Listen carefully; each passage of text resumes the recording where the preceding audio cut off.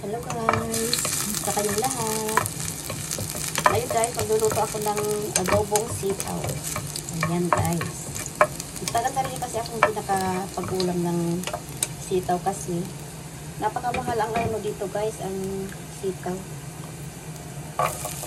Ayan, gigisa na tayo. Dito kasi guys, ang sitaw is 20 dirhams ang isang kilo. Eh, natiyambang ko kahapon na medyo mura. Nasa 7 lang siya, kaya bumili na ako. Ayan.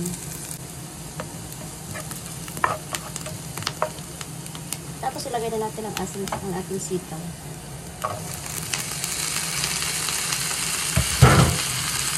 Ayan guys.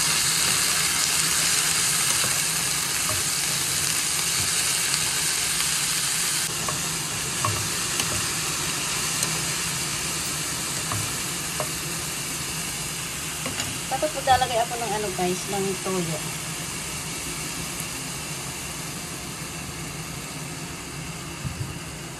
At saka konting paminta.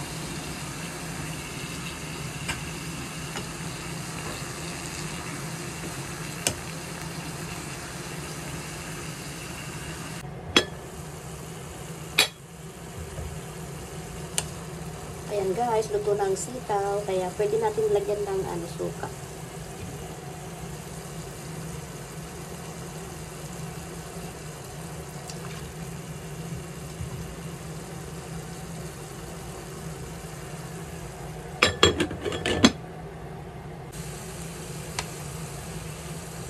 Ayan guys, luto ng ating adobong sitaw. Ayan.